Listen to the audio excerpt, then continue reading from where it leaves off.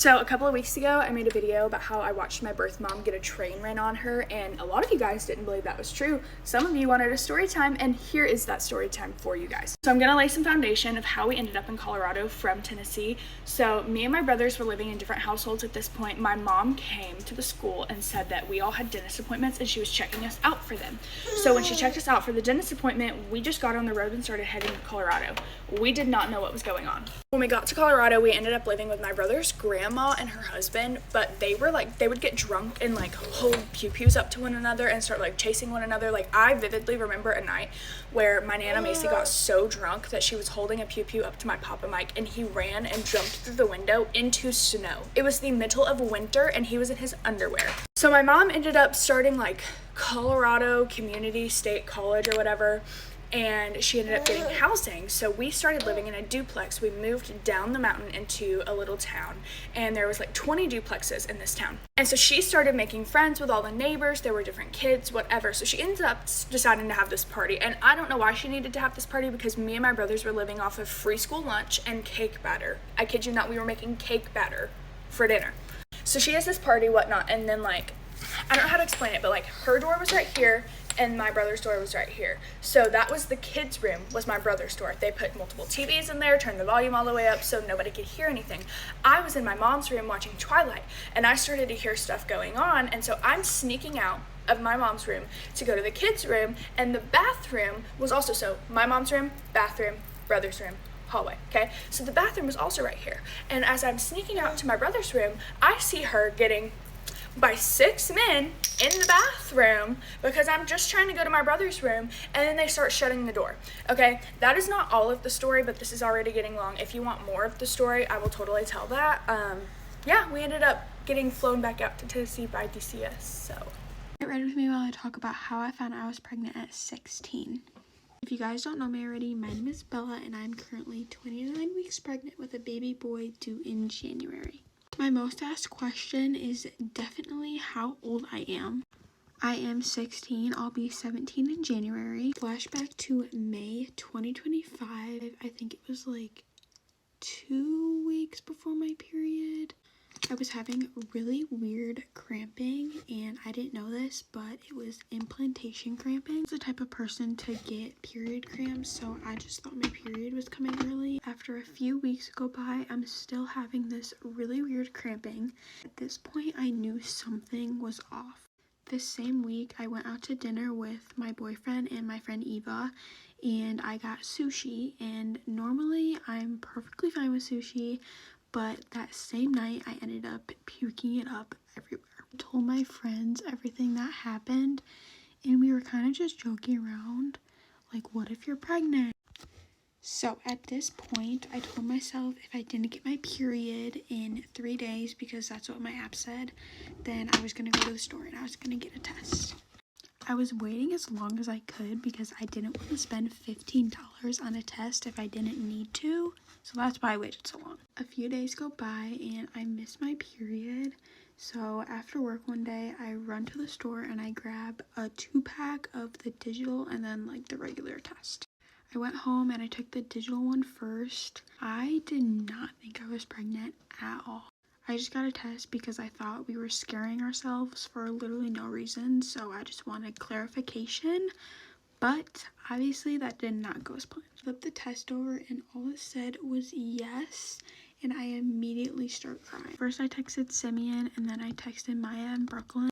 Simeon was obviously scared to death, and Maya in Brooklyn just didn't even think life was real, to be honest. After talking to Simeon, Maya in Brooklyn for a little bit, I run down to my cousin's room because at this point she was staying with us. I pulled out the test and she was just as shocked as we are. That's basically how I found out. Now moving forward a few days to Friday. So I already had a scheduled doctor's appointment for Friday. So I bring my pregnancy tests with me. I asked my mom to step out the room, pull out my pregnancy tests, and I showed them to my doctor. And she said everything's gonna be okay, and she gave me a big hug. Immediately told her that I want to keep the baby.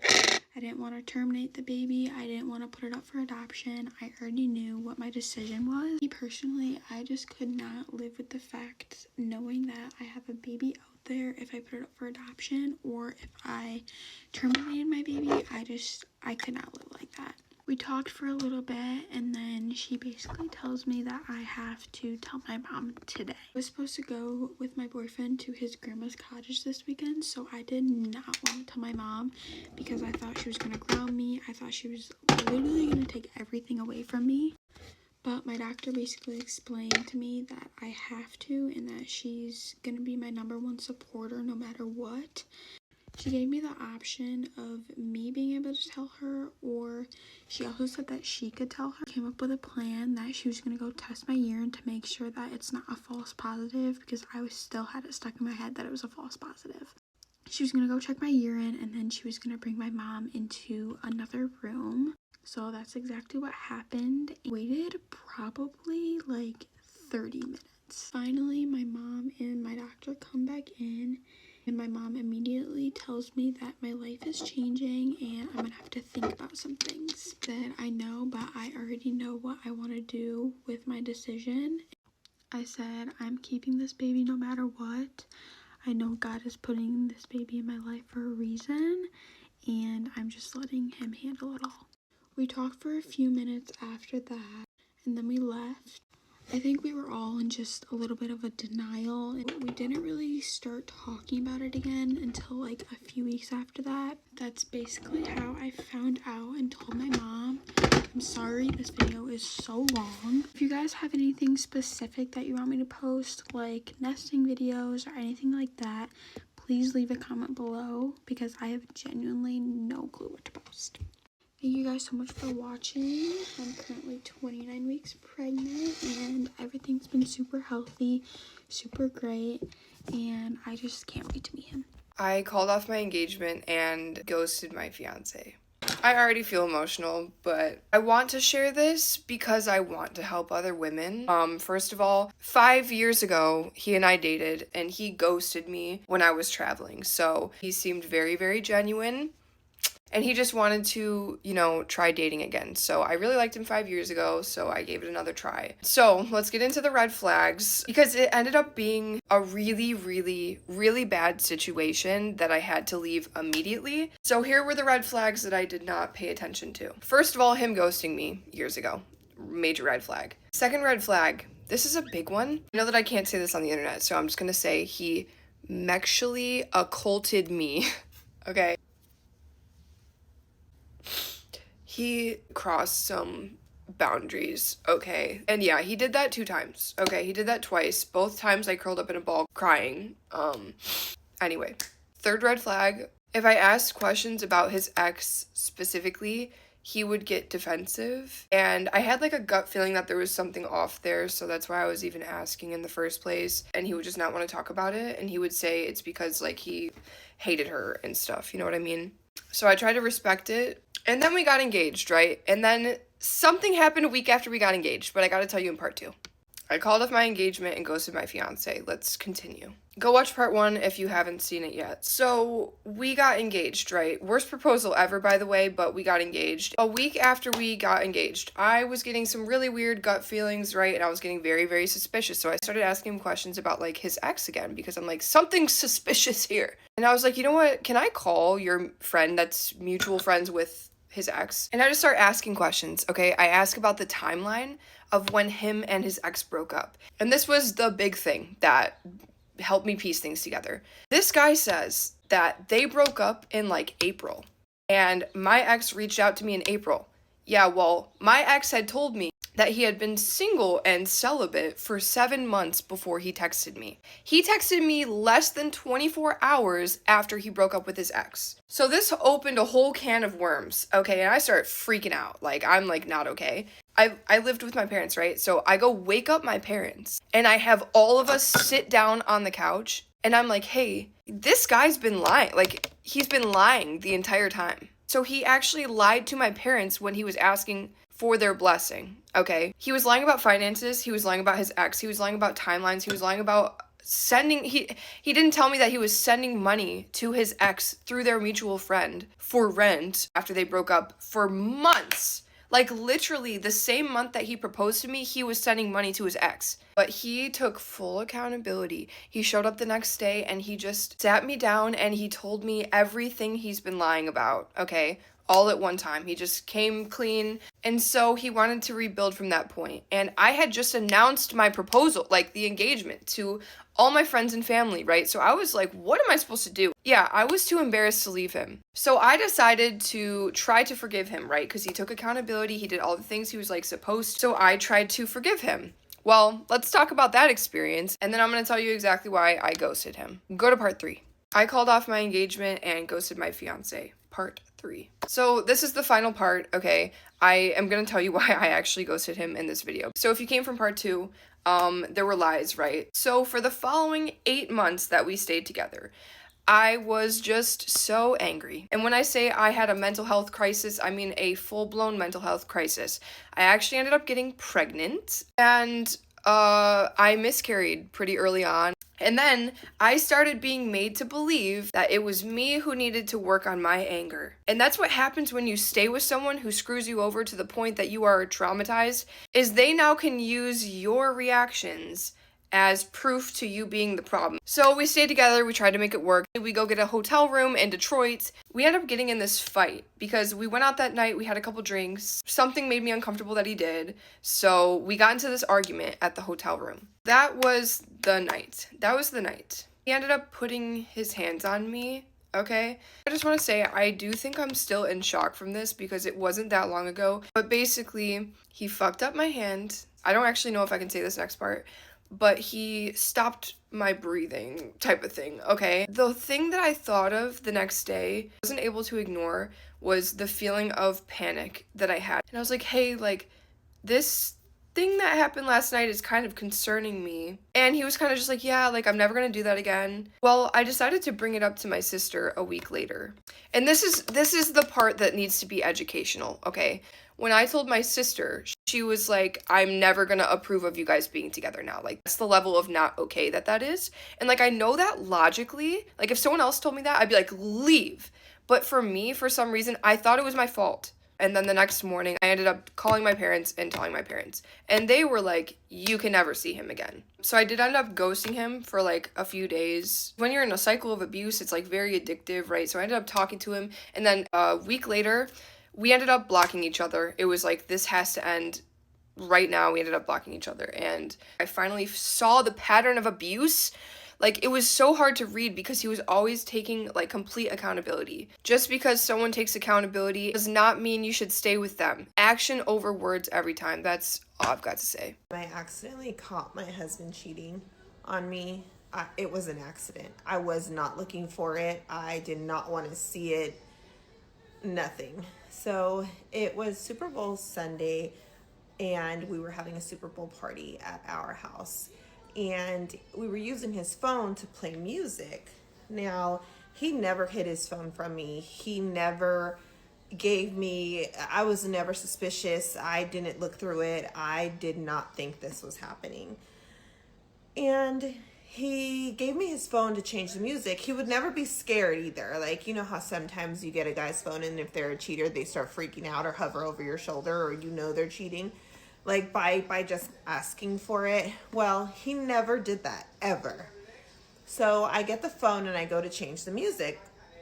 And this message comes up from this girl on Facebook Messenger. And I was like, that's weird. Why is some girl messaging him? So I'm a little nosy and I'll wander off into the abyss if you let me. And so I did. I went and clicked on the message and I go to Facebook and the message is gone. And I'm like, that's weird. And then I continue. I'm like, whatever. I don't know what it was. Whatever. I continue to go through the music playlist and again a message pops up. It says there's a photo. So I go to click on it again and again it's gone. And I'm like, he's over playing with his family, his friends, whatever. And I'm like, that's weird. Still not really thinking anything, but I'm like, maybe if I refresh, maybe if I log in and log out and log back in, maybe it'll show. So I didn't think he would mind either because he would never care about me looking at anything. I wasn't restricted at all. And so I log out and go to log back in, and there's 2 profiles. 2. So I log into the other one, and there the messages were from the girls. This is how bad he covered himself. So when they would message him, he would message them back, and then he would delete it as they would send the messages. So I only saw the messages that he hadn't seen yet. I didn't say a word. I did not say a word. I waited. And I logged out. I didn't say anything. I waited for him to get his phone. Then went back and got the phone again to see, and he deleted messages again. But he sent her a message because another message came through. And I got to the point to where I actually figured out the password. So then when he left the house one day, I logged in. I ran out of time. But what I did was I waited till he left the house. I logged in. He told me he was going to go drop something off with somebody. And I had his location also. So just because somebody gives you their location, their password, everything, does not mean a thing. And I'm going to tell you another story after this. But I had his location. I'm watching him. He said he's going to go drop something off. Tells me where he's going and everything. The message comes in from this girl. She says, just text me when you're outside. Then he messages her when he's outside. Mind you, I'm watching this happen. I'm watching it on Facebook Messenger. Because I'm logged in and he's also logged in. So I'm watching the messages come through, delete, come through, delete. But I'm reading them. And she's like, text me when you're outside. And he's like, hey, I'm here. She's like, okay, just come in. The messages stopped for about 45 minutes. 45 minutes, I'm pacing around my house. I don't want to stop him because I want to know if you're going to do it. I don't want you to just not do it because I have a leash on you, or I have you in a cage and I'm stopping you, or because you were interrupted. I want you to not do it because you love me that much to not do it. So I let him. And for 45 minutes, he was in this girl's house. He leaves, texts her, that was the best I've ever had. And then he comes home and he's like, hey, baby. Mind you, I was in the closet on the floor grabbing my stomach crying. I got myself together and acted like nothing. He comes in the house. He's like, hey, baby, gives me a kiss on the cheek and acts like absolutely nothing happened. That was probably the hardest thing I've had to do, like as a woman, to watch and allow your man to be with another woman and you just do nothing about it. But I did make a plan to leave, and I did leave him. I divorced him. Right after that, I had to kind of get a plan together. If you know my situation, you know why. But I left him. I divorced him.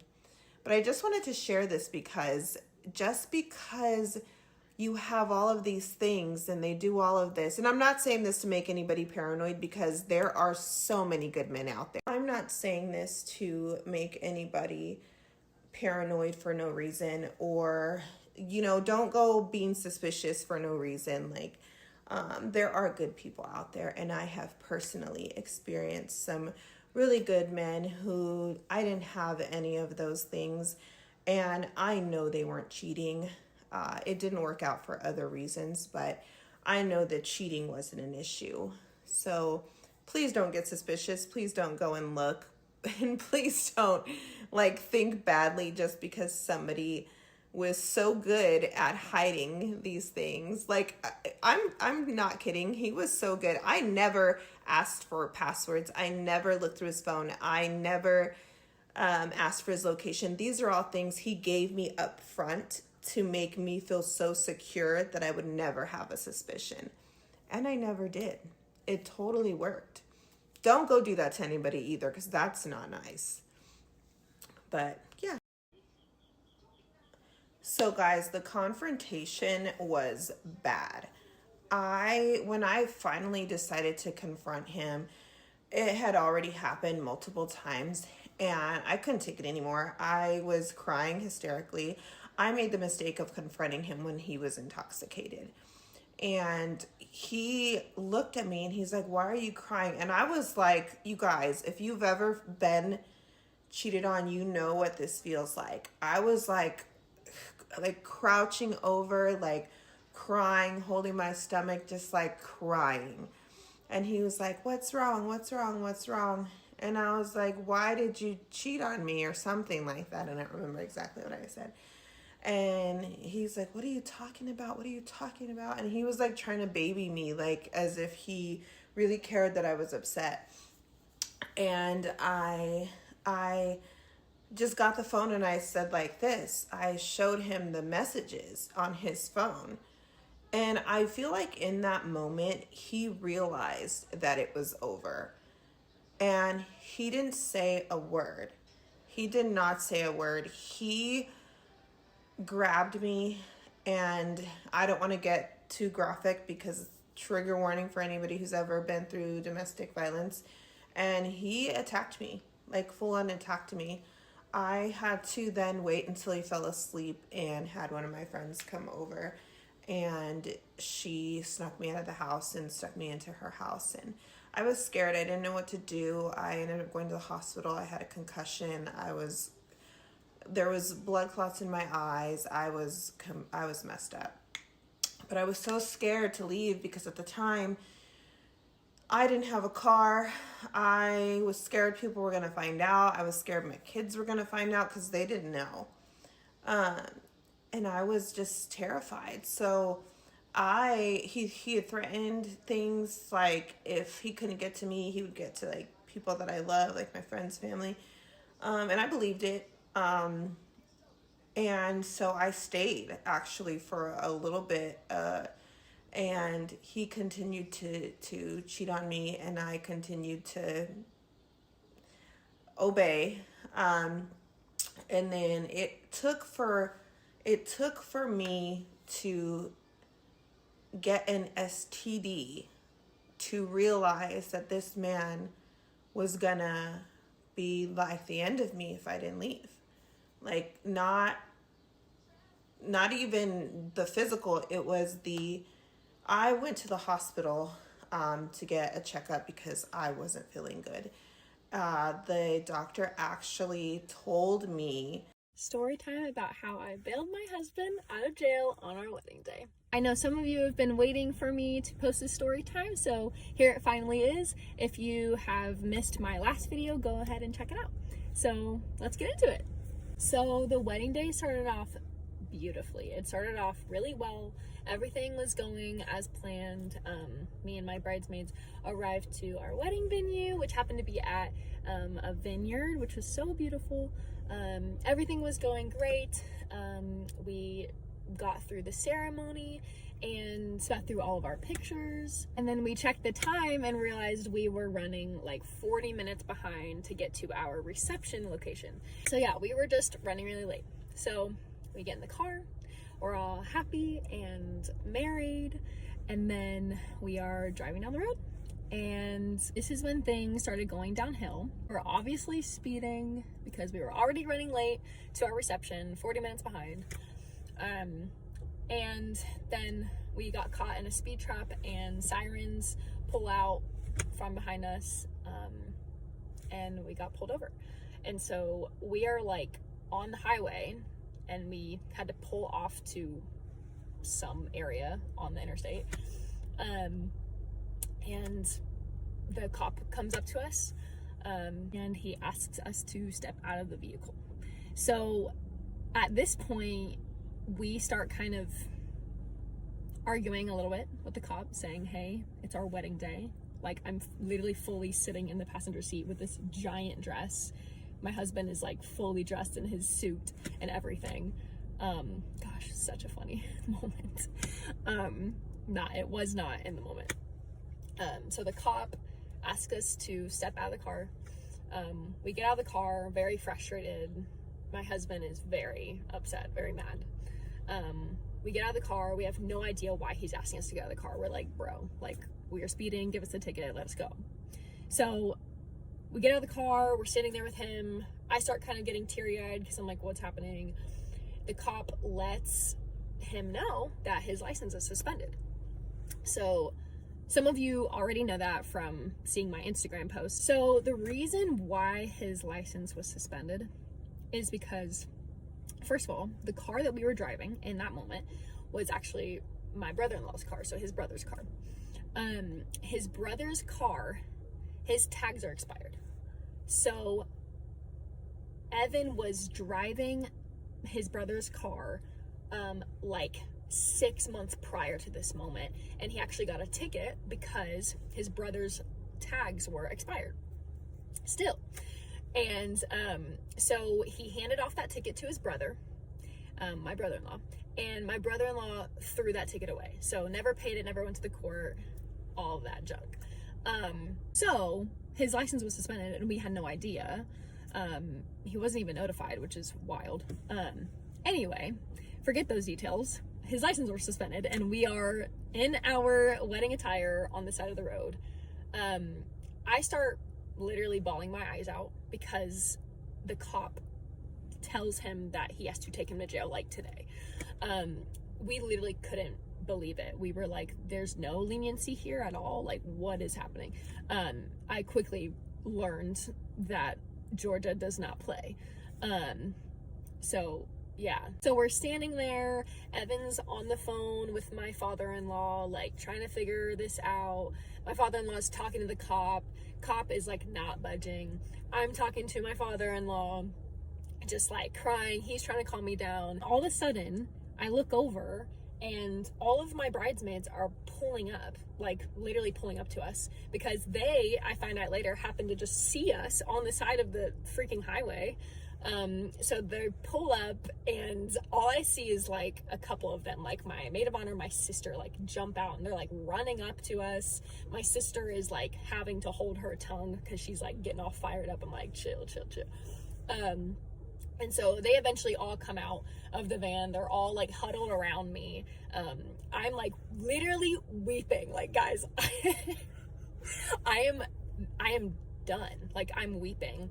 Previously to this moment, my bridesmaids just redid all of my makeup from crying at the ceremony. So then my makeup was all like done and ready for the reception. And then I'm just crying all of that off completely again. So I'm like standing there in a huddled group with like my bridesmaids and bridesmen. They're just like hugging me.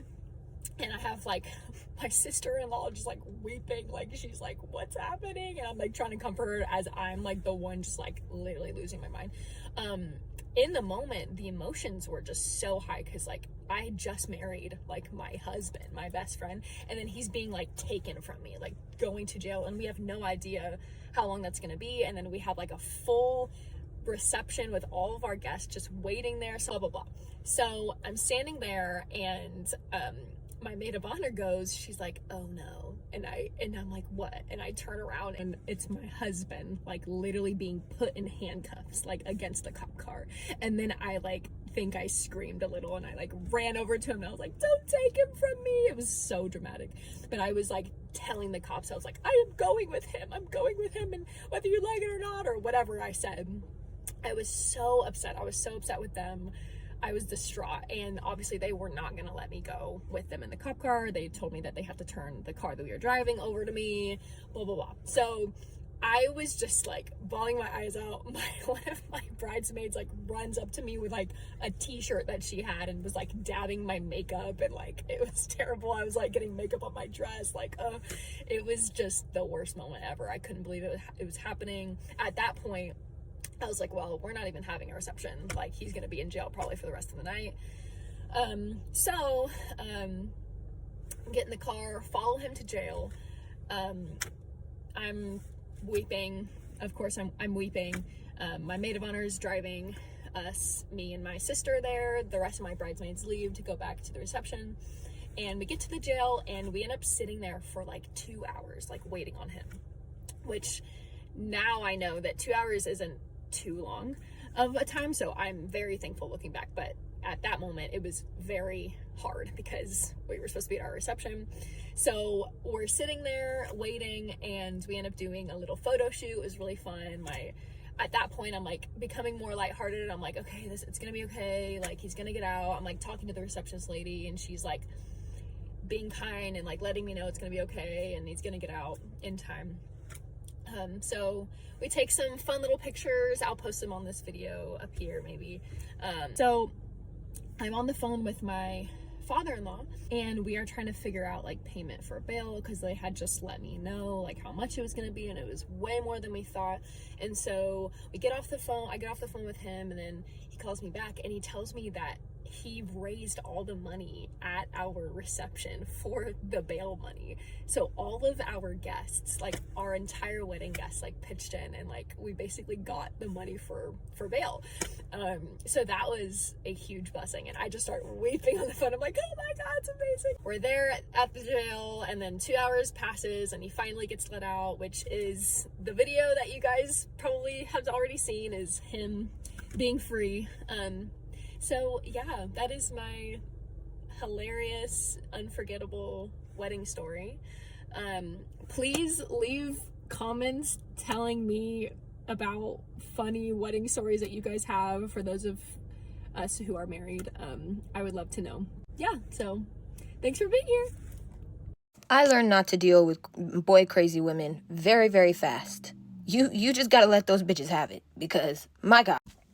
So one day I am at dinner with my homegirl. We're doing girl dinner. So we're yapping it up, gossiping, with our strawberry lemon drops with tequila, not vodka. Yeah. And we get to the topic of boys. So now it's time to talk about boy stuff, right? Now, this friend, she is very, very secretive about her romantic relationships, unless they're like something she sees going somewhere. So she won't really tell me about like someone she's like hooking up with, or like just casually dating, anything like that. She's not going to tell me that. So when she starts to bring up this boy, I'm like, oh my gosh, I love this. So she tells me about this boy that she's been talking to for like 2 or 3 months now. And she's like, I really like him, and I actually do think like things could work out. I'm like, oh my gosh, do I know him? Like, where'd you meet him? Like, all of the tea. I want to know everything. I want to know everything, girl. So I'm asking her all the typical friend questions, right? And she's like, I don't think you do, but maybe. And I'm like, oh, what's his name? We'll just call him Anthony. She's like, this guy named Anthony. I'm like, oh, that's crazy. I'm talking to a guy named Anthony right now too. And she's like, oh, what does he look like? And I pull out his Instagram, and she's like, no way, that's the Anthony I'm talking to. I'm like, oh, well, this is a little awkward. It's a little awkward. And she's like, how long have you been talking to him? I said, I mean, he's been on the roster for like 6 months now. Like, I don't know. We've been like I said, casually dating. We're nothing serious, but we've just been like casually dating. And she's like, that's so insane. Like, we literally he's at my house every night. Like, when is he able to see you? I'm like, coming to think of it, most of our dates are during the day. We're doing like adventurous stuff. We're going to the zoo, aquariums, stuff like that, like fun stuff. She's like, I never thought of it, but because I'm at work, I only see him at night. And I'm like, okay, well, this is getting increasingly worse. And me, I'm never going to compete with my friend over a man. I'm not going to compete with anyone over a man. I will just find any man. Not that hard, not that serious. So I tell her, like, I think maybe we should both, like, just take a step back from it, because clearly he's not telling the truth with either of us, or I don't know, something weird is going on. I never said that he wasn't talking, like, we never established that we weren't talking to other people, so I'm not mad that he's talking to other people. But the fact that you're talking to my friend and it's 2 months after me and you, or 3 months after me and you started talking, something's fishy, because we're friends at that point. Like, I post her on my story and stuff like that. So my take on it is he saw her on my story and also wanted her. So he DM'd her and basically just tried to play both sides, and it backfired, because why wouldn't friends talk about who they're talking to, right? Right. When I tell her, like, we should just both mutually stop talking to him, she's like, oh, I would never do that. I was like, okay, this is weird. So I just kind of am like, okay, well, I'm gonna stop talking to him then. I guess you can have him, like, I don't know. But the energy gets very, very weird. Like, the energy is so weird. And basically for the rest of the night, we're kind of just like on our phones laughing at like TikTok and stuff like that until we're done. We pay our bill, we go our separate ways. I text her like, hey, did you make it home safe? No response. Now, I continue to reach out to her because, mind you, this is my friend. So I'm like, hey, girl, are you good? Hey, girl, are you good? No response. She still follows me on Instagram and stuff, though. So, like, I still see her stories. She's posting just fine. And she actually ended up posting him. Mind you, he still is in my phone heavily, like, trying to hang out, still trying to see me. So I'm thinking, like, maybe I shouldn't have said anything. Like, maybe I just should have kept quiet about the whole thing. So one day he calls me and I answer this time because I want him to know, like, okay, you got to leave me alone. I know you're talking to my friend now. Like, you have to leave me alone. I answer the phone and it's her. She's on the phone. I'm like, okay, this looks really bad. I'm like, I get how it looks. So all of a sudden she is posting a bunch of quotes about like how women are fake and she can't trust women and men just a bunch of subliminals, right? So I'm catching them. I'm like, okay. And then she starts posting about how I'm fake and she starts posting my business. Like, she actually put a name on it this time. That's when it was like, okay, girl, you're crazy. You're being crazy. So I try to reach out like, hey girl, you're overdoing it. Nothing is even happening. Like, what you think is happening isn't even happening. You didn't even give me a chance on the phone to explain what's going on. And now you're painting this narrative of me being like this evil bitch who like stole your man. And that's not at all what was going on. No response. So I'm like, okay, she's still going crazy on Instagram, still posting about me, exposing information that like no one else needs to know. Not even bad information, but like, girl, no one needs to know this. Why are you telling these people my business? So then I'm like, okay, F it. So I reach out to oh boy and I'm like, can you please get your girlfriend and tell her like whatever she thinks is going on is not going on? He tells me no. He goes, I actually don't care what's going on between you two. You should not have dropped me. I only was trying to talk to her because I was trying to make you jealous and then you dropped me. So now whatever comes your way, I don't care.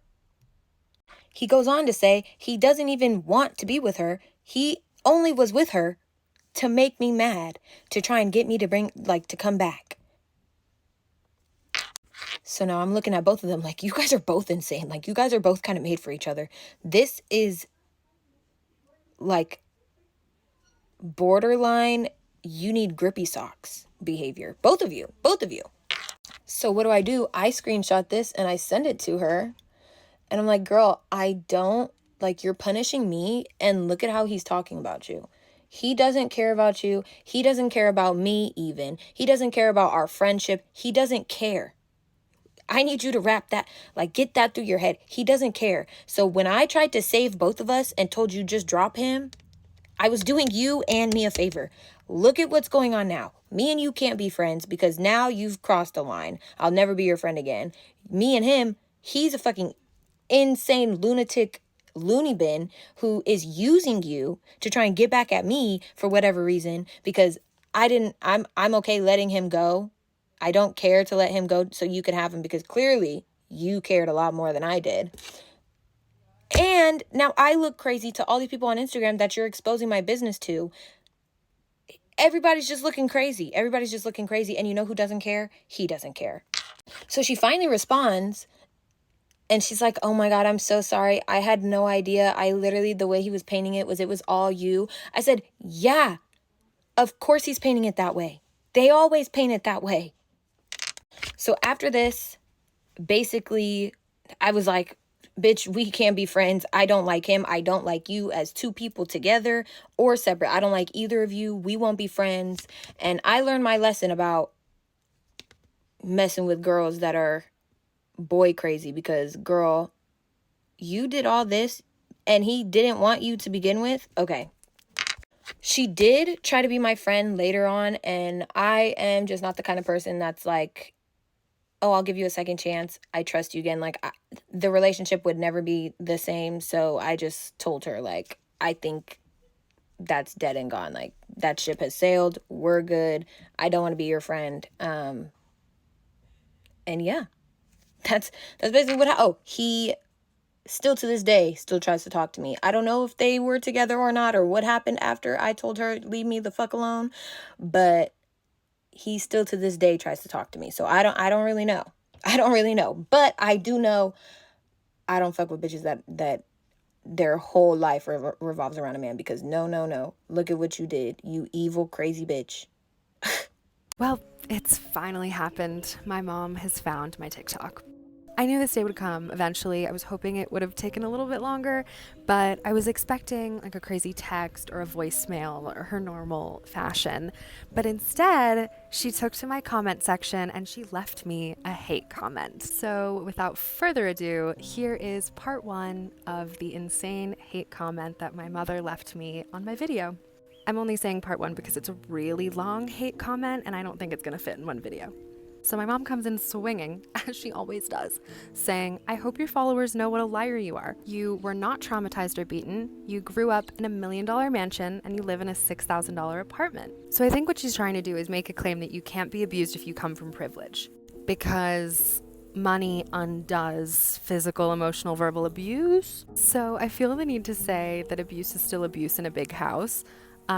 Mansion is a little bit overkill, but for the sake of your argument, abuse is still abuse in a mansion. It's just more rooms to hide from you in, more stairs to be dragged down. Then she says, you're in Kenya now. You seem more like a gold digger. So I am in Kenya. Guilty. But also, what does that have to do with anything? The gold digger comment is just so odd because on one hand, she's saying that I grew up in a mansion and blah, blah, blah. But also, she knows my CV. Like, she knows my career so far. I give talks in universities. I don't need to defend myself to her, but she knows. Sorry, this is taking too long. Go to part 2 for the rest of the comment. Part 2 of my mom's hate comment that she left on my TikTok. Sorry for the delay. I was on safari and I got a sunburn, so I'm a little red.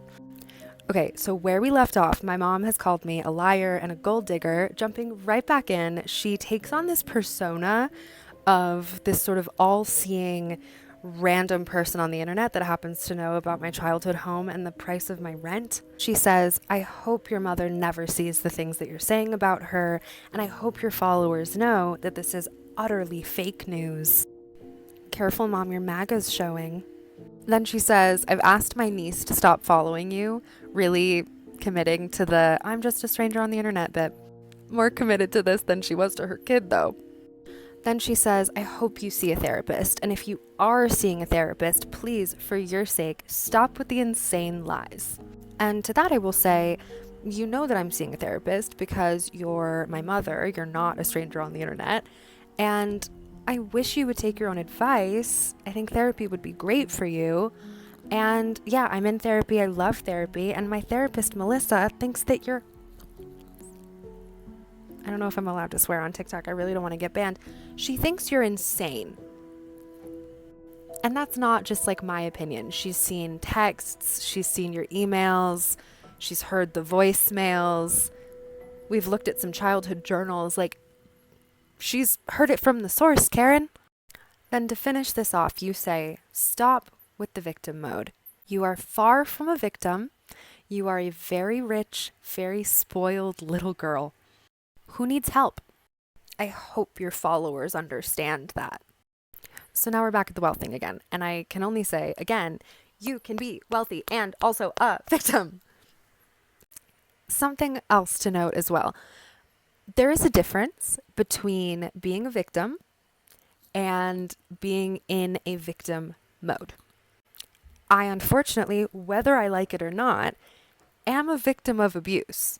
Sorry, maybe instead of calling it abuse, we'll call it physical wealth reminders, because that seems to be like super important to you. So yeah, no victim mode here, Karen. Victim, not victim mode. Do you get it? I don't know if you'll get it. But yeah, that's how the comment ended.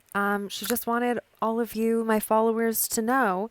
So I'm really happy that I made this video to clarify her points and to really shed light on these issues that she's raised. If you want to know how I confronted her, let me know. Because obviously she admitted to it. It is so clearly her. Like, please. Here's how I confronted my mom after she left a hate comment on my TikTok. So I sent her a screenshot of the comment on my video and I said, "This is so clearly you. How embarrassing to expose yourself on the internet like that." She responded immediately saying, "Not me. That was a customer from the liquor store that she works at who showed me your account and took it upon herself to write that comment." Here's why that can't be true. This random customer from her liquor store would not know the value of my childhood home. She also definitely wouldn't know my current rent. And she used all of the favorite name-calling words that my mom loves to use. They're her go-tos.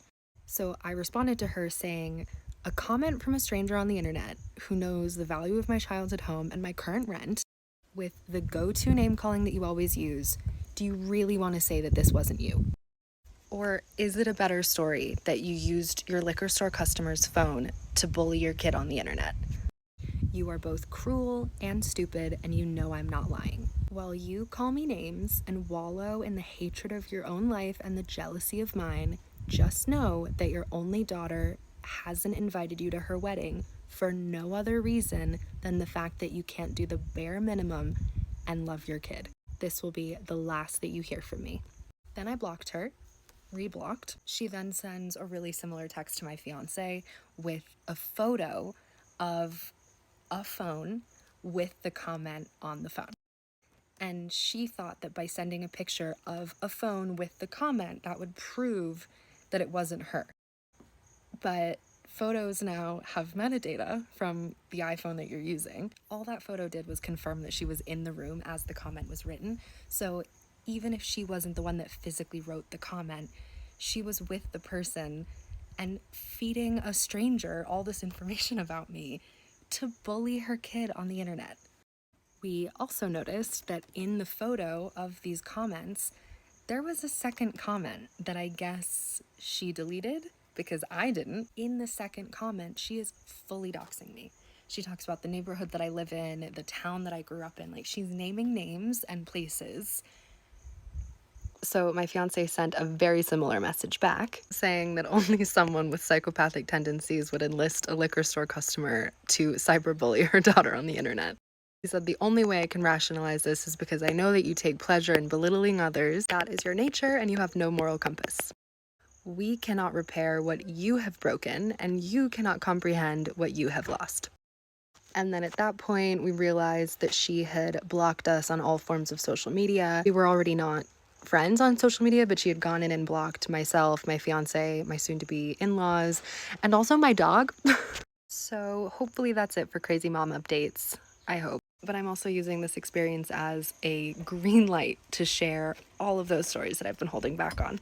If you have ever wondered what it is like to be in a coma, well, look no further. This is the video for you. I was in a medically induced coma for roughly 3.5 to 4 months at the age of 14 years old. I am now 22, so this happened about 7 years ago. So I will describe how it was for me personally in my experience. This is a medically induced coma, so not a coma where people just fall into a coma themselves. Mine was done by the doctors in order to preserve my body and help my body heal itself. So, well, how did you end up in a coma? So basically, I can go into more detail about this, but basically I got the flu, then pneumonia, then sepsis, and then MRSA all in my lungs. So I was fucked, basically. No one should live through that, but I did. So that is why they decided to put me in a coma. And yeah, I was also on life support, dialysis, breathing machines, feeding tubes, GI tubes, trach. The list goes on and on and on. So basically, I'm going to start with the feeling of being in a coma. So for me personally, it feels as if, you know, when you're laying in bed and you're in a very uncomfortable position. That's how it felt for me, but you can't move. So you're just laying there, and they say, oh, people can't hear in comas. Yes, they can. Oh, yes, they can. They can also feel. So there's that. So basically, you're laying in this position where you cannot move. You can hear the doctors. I wouldn't say all of the time. I would say about 50% of the time you're mentally coherent and you want to scream, cry, all of these emotions, but you can't. So that is what it feels like to be in a coma. That's just like the basis feeling. Yes. So you're trying to move every muscle in your body, and the doctors would say, oh, move your hands. Why are you telling me to move my hands if you know that I can't? But I would still try. The only thing that I could really do is like clench my jaw, but I did not know that I had like a intubation tube in, so I don't know if I was biting on that or whatnot, but that is the only physical thing that I could do with my body. Okay, so let's get into the other 50%. So I already said that you can hear, you can feel. Basically, you're just full of all of these emotions and uncomfortableness that you cannot act on. Like, can't even fucking cry about the situation. You just gotta sit there and take it. So the other 50%, this is just for me personally. My brain was trying to come up with theories as to why are we so messed up right now? What is going on? Because I didn't know. So I say these are dreams, but they felt more as if realities that I was living through. Like these dreams were so real that it felt like that's what was happening, you know? Because your brain has to come up with a theory to explain. So, first theory that I had was, a little backstory, I always wanted to go into the army. I wanted to be an army girl. That's just who I was back then. Very tough, very outgoing, very much wanted to win over the boys. So the place that I lived had like a base. My stepdad was ex-military or retired through the military, whatnot. So we would go on the base all of the time. So I was very familiar with the military base. So my first dream was I was in the military on the base, and the base got raided, and I hid in a bush. Pow! Got shot in the freaking face. Whole side of my face was blown off. I think that dream started from the very beginning because I was in an ambulance, and I think I connected the ambulance ride to that. I don't know, but that was my first dream. Lovely. The second dream was when I was in the hospital. I thought, I'm a little psychotic, okay? I don't know, my brain's a little messed up in there. I was thinking, oh, yeah, my mom just took me to like a rundown hospital, draining me of all my blood so she could harvest my organs. Obviously, she's gonna harvest my organs. So that was my second dream, and that's what I thought was happening. And then the third dream, I don't know if you can. Right here, they put me on life support. But obviously I didn't know I was being put on life support. So I'm like, oh yeah, my little brother took a pair of scissors and just stabbed me in the neck. That's what happened, right? I don't know. So those are the dreams that I had. I did have a spiritual experience, though. I did. You guys don't have to believe me, but this is what happened to me personally. So my mom would tell me that I had like a code blue. If you don't know what that is, it's not good. Go look it up. But I had like a code blue every single day the first month that I was in the hospital. So I don't know if I was like really dying and I experienced this, but the first experience that I experienced was just love, warmth, acceptance, because I thought I was gonna die. So I was like, don't be sad, I'm ready for this, I'm ready for this. But the real spiritual experience that I had was, it was all like dark. I saw a huge tree, which is, oh, don't look at that, the tree of life. I forget what exactly it's called in like the Greek terms, but it's the tree of life. And then I saw balls of energy, orbs of energy, all different colors floating around. So that is what I saw. So yeah, if you guys have any questions on anything else, let me know. I had to learn how to walk, talk, eat, drink. I had to learn all of these things again because of how deconditioned my body was. I couldn't even I was laying down, I couldn't even lift my arm up because that's how weak I was. Oh, could you go to the bathroom on the toilet? No. I had a catheter in, and then they also put a tube in my butt. Freaky, yeah. So yeah, that happened as well. Very violating. But all of it is kind of a fever dream. I can't really comprehend how I went through all that, but also I'm not looking for sympathy. I am glad that this happened to me.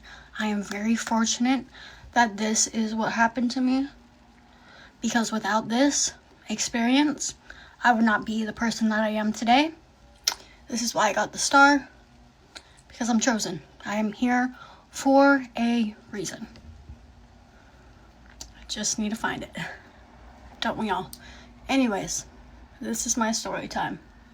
Thanks. Also, just to put this into retrospect of how rare it is to get all of these sicknesses at once. Mind you, I got them in 3 days. There are only, back in 2018, there are only 10 cases of this happening to people in the entire US, and only 3 survived. Have I found those people yet? No. Hopefully this does help though. This is the full story time of my mom putting me back in foster care at 14 after a 12-year adoption. If you're not new to my page, then you might remember the viral skit series I did a few years ago where I told this story, but I've never actually sat in front of a camera and told the story in my own words. That's what I'm gonna do today, as well as answer some common questions like why she did it and what kind of child I was when I was 14. If it has to be multiple parts, I will post them all together. I will not make you wait for them. All right, let's get into it. On July 10th, 2007, I was 14 years old and I had just gotten home from my week-long summer camp trip with my church that I went on every year the day before. That morning, my mom told me that she had to go to a chemo appointment because she was diagnosed with cancer about a 1.5 years prior, and that she would also be running errands, and I was in charge of watching my siblings while she was gone. This was not an uncommon occurrence. Typically, if she was gonna go out for the day, I was the one in charge, because even though I wasn't the oldest child, I was the oldest child without some sort of developmental or intellectual disability. So I was in charge of watching and taking care of my 6 siblings. Now, I did find it odd that she instructed me not to let anyone play outside that day, which I thought was weird because it was a really nice summer day, and typically we were forced to play outside on days that were super nice. Like, my mom did not like us to be in the house. For context, she was actually my maternal adoptive grandmother. She adopted my biological mom when my biological mom was a kid, and then my biological mom grew up and had me, couldn't take care of me, And so my maternal grandmother took me and adopted me. And then when I was around 5, she told me I was no longer allowed to call her grandma and I had to call her mom. So that's a little bit of like backstory context on how old she was. She was also a Southern Christian woman, so you can imagine how strict the house rules were and the type of discipline she gave. Anyway, we're not talking about that today. That's a story for another time. I made my siblings lunch and I cleaned up the mess, and around 2 o'clock, I thought it was odd that my mom hadn't called to check in because she always called to check in around mid-afternoon if she was going to be gone all day, but she didn't call, and I thought that that was super odd, but I was a kid. I was 14, so I really didn't think about it for too long, and I just went on about my day. My younger brother and I then decided to go down in the basement and start digging through some old boxes of like antique toys and old pictures and stuff like that, and our basement was off limits. We absolutely were not allowed to play down there, but mom wasn't home, so why not? We'd only been down there about 20 minutes when I heard the back door open and close, and the back door was the main door we used to come in and out of the house. So I was like, oh crap, mom's home, pick all this stuff up, I'll run upstairs and distract her, just get upstairs so that we don't get in trouble. So I run up the stairs, and I remember I still had this old antique in my hand. And when I rounded the corner, because when you came up the basement, you came out the door, down the hallway, and then as you came down the hallway, the kitchen was to your right and the back door led into the kitchen. I thought that I would be seeing my mom standing in the kitchen, but instead it was 2 police officers and they were looking for me. This is part 2 of my mom putting me in foster care at 14 after a 12-year adoption. Okay, so where we last left off was 2 police officers were standing in my kitchen and they were looking for me. I had an antique toy in my hand from the basement that I was not supposed to be playing in, and when I saw these police officers, I threw that toy down the hallway because I did not want them to see it or to think that it was real. At this point, because I hadn't heard from my mom because she always called to check in the afternoon if she was going to be gone for the day, I was very concerned that something had happened to her, especially because she did have cancer and she was elderly and she was very sick. They asked if I was Amber Shepherd. I said I was, and then they told me that I needed to turn around and put my hands behind my back, and they handcuffed me and took me outside and put me in their squad car. They did not offer me any explanation as to why they were handcuffing me or where we were going before they put me in the car or for the entire ride to where we were going. And I remember on the car ride, I asked the police officers, is this because of what I said to that girl in my class on MySpace last week? And that got them to actually talk to me. And they said, what did you say on MySpace? And I said just that I was going to kick her ass if her and her friends didn't leave me alone, but I wouldn't actually do it. I just wanted them to stop bullying me. About 20 minutes later, we pulled up in front of a building that I recognized well because I had been there a lot because my mom was also an active foster parent and we had foster kids coming in and out of our home all the time. We were at the Family Services building. The cops pulled me out of the police car, still in handcuffs, and walked me inside the building, where they took me to a small office and they finally took the handcuffs off. And I was in that office by myself for probably 10 to 15 minutes with no idea what was going on. The caseworker came in and I started begging for him to give me answers. I had no idea what was going on. I had no idea where my mom was. I just wanted to go home. And that's when he told me that I would not be going home. Then he showed me a piece of paper with my mom's signature on it, and that piece of paper with my mom's signature on it is like permanently burned into my brain. I can still see it. And then he told me that my mom had not spent the day running errands or going to a chemo appointment, and she had spent the week I was at summer camp and that day returning me to the state, putting me in foster care, and undoing my adoption at 14 years old. I remember just freezing and staring at the wall for a couple of minutes. I couldn't even speak. It didn't feel real. It felt like a dream. Like I was about to wake up and this was all going to be some joke. But it unfortunately was true. I still didn't get offered any explanation as to why. He just told me that he was going to give me a few minutes to process, and then he was going to take me back to my house to gather my belongings and then take me to the foster home I would be staying at for the night. At this point, the reality hadn't sunk in. I wasn't sobbing. I wasn't hysterical. I wasn't freaking out yet. Just figured that whenever he took me home to get my belongings, I could talk to my mom and like I could change her mind. Like she was not going to do this to me. I was going to be okay. I wasn't going anywhere. That was not the case. And so we pulled up to my house to get my things, and I had the last interaction with my mom that I would ever have. This is part 3 of my mom putting me in foster care at 14 and undoing my 12-year adoption. So we last left off with my caseworker and I pulling up to my house to gather my belongings because he had just told me that my mom spent the day and the week I was at summer camp putting me back in foster care. And in the car ride over, I was of the mindset that I was going to be able to talk to my mom and get her to change her mind because there was no way she was going to do this to me. However, when I walked in the door of the house, it was very apparent to me that that was not true because I opened the door and I literally tripped over the black trash bags of my stuff waiting for me by the door. After the cops had arrested me, put me in the car, and taken me to the Family Services building and my mom had gotten home, she had my siblings go up to my room and take black trash bags and throw all of my belongings in them so that I couldn't even go into my own room to get my stuff. It was already waiting for me by the door. First thing I did is I start digging through all the black trash bags to make sure that all of my stuff was in there and nothing was getting left behind. I could not find my favorite stuffed animal that I had had since I was a very young child. His name was Smokey. He was like this gray rabbit. He was missing an eye, but he was my favorite thing in the entire world. Then after that, I run up the stairs to see if I can find him because I'm not leaving him behind, and he was nowhere to be found. He was not on my bed where I left him, and he was nowhere in my room. And my brother comes up the stairs into my room, and he said that mom wanted me to come downstairs because she said I have no right to be running around her house when all of my things were waiting by the door for me already. Which, okay, girl, I grew up in this room, but that's fine. So then came the point where I was like, okay, I have to fix this. I have to convince her not to do this. And I run downstairs and go into the living room where she's sitting in the same armchair she always sat in. I start begging and pleading with her not to do this. I'm like, Mom, why are you doing this? Tell me what's going on. Please don't do this. And she looked at me and all she said was, Amber, just go. No explanations, no I love yous, just Amber, go. And I remember in that moment is when it like truly set in for me and the tears just poured out. I said, fine. And I turned, and I remember when I walked away, I like punched the wall because I was freaking pissed. Like, it didn't put a hole in the wall or anything, but I did hit the wall. Start loading my things up in my caseworker's car, and I remember that my brother came out of the house and he said, Amber, mom wanted me to come tell you that she loves you. And looking back, I think my brother was just trying to protect me and make me feel better. I don't think that my mom actually told him to say that. I think he just knew that it was something that I needed to hear in that moment. And I'm so grateful to him for that. I would eventually see him again a few years down the road, and I can tell that story later, but yeah, as a kid, I truly believe she did have him say that, but as an adult, I know now that, like, she probably didn't, and he was just trying to take care of me. And this was around the time when it was starting to get more popular for teenagers to have cell phones, but I was not one of those teenagers, so I couldn't just text my friends and be like, oh my god, my mom just did this, I won't be at school when school starts next month. I didn't get to say goodbye to any of my friends. I didn't get to offer them any explanations. I just disappeared. It was like a ghost. It was like I never existed in that town at all. That first night, I stayed with a foster family in the local community, and then after that, I was taken to a group home a couple of hours away where I lived for a couple months before I would go to my first foster home. But that mom of that first foster home where I was for 9 months was extremely emotionally and verbally abusive. But if I hadn't stayed with her, I wouldn't have met the family who ended up adopting me when I was 16, and I'd love to tell you that story if you want to hear it. In an instant, I was ripped from the only life I'd ever known. Like, I just disappeared into thin air. Nobody came looking for me. After I got out of the group home, I was able to connect with a few of my friends on MySpace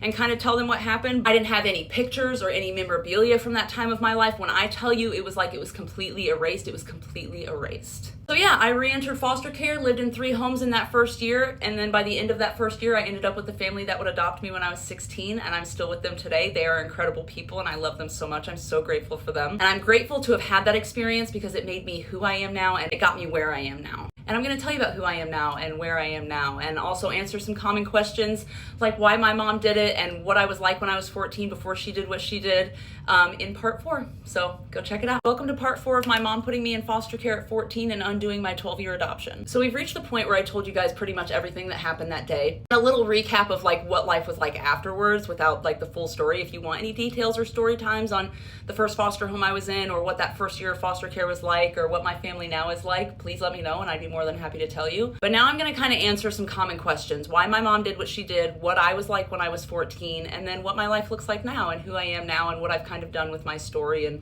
the purpose from my pain. Let's start with what I was like when I was 14. I was a typical teenager for the most part. I was rebellious by my mom's standards. I talked back. There were days I refused to do my chores, which you have to have known my mom and the structure of the house and the rules of the house to know how unacceptable that was. Like, as a child, if you talked back or refused to do your chores, it was go pick a switch in the yard or getting smacked in the mouth or something along those lines. My mom was very strict and she was not over physical punishment. There were a lot of weird rules in my house growing up, especially at mealtime, and it's really formed the person that I am in regards to food and how I eat. And we can also get into that another time, because every time I tell anyone like the rules of mealtime in my house growing up, they like look at me like they're scared. Now, I will say that final year before my mom put me in care, I was kind of a troublemaker. There was one instance where I did run away and the cops had to chase me around town for a couple of hours. Again, I can tell that story another time. But it wasn't anything crazy. I didn't like commit a crime and then I was running from the police. I just ran away from home because I was mad at my mom. Now, I will be honest and tell you that I had a sister who lived in the home as well, who I did consistently steal money from. As an adult, I know how wrong that was, and I am very apologetic for it. I have apologized to that sister since I've grown up and reconnected with her. Obviously, at 14, I knew it was wrong as well, but as kids, we make impulsive decisions. But let me be clear when I tell you that I never stole money from anyone else, only my sister. And one of the reasons my mom gave the police as to why she was giving me up is that I stole money from her and that I stole her credit cards. Both of which are not true. I actually always prided myself in the fact that I never stole from my mother. Even though I was willing to take money from my sister, I never stole money from my mom. Especially the credit card thing, I didn't even know what credit cards were or how they worked when I was that young. Another thing she told the police is that I called the phone service people, because she had Verizon at the time, and added myself to her phone contract so that I could text boys and make phone calls. And like, again, I didn't even know that that was a thing. Like, I wouldn't have even known that I needed to call Verizon and add myself. And you can't just add yourself to someone else's phone contract, especially when you're 14 years old. She also told them I snuck boys in and out of the house. Never happened. I had one boyfriend in 6th grade, and by the time 7th grade summer rolled around, we had broken up, and that was my only experience with boys. We'd never even kissed while we were dating. She also told the police that I made threats to my siblings all of the time to beat them up when they have intellectual and developmental disabilities. Also never true. Did I fight with my siblings? Sure, but all siblings fight. I didn't even find out all of her reasons until I was like 26 years old, and I was like, you know what? I was arrested that day. Let me call the police department in the county that arrested me and see if they still have the police report. And they did.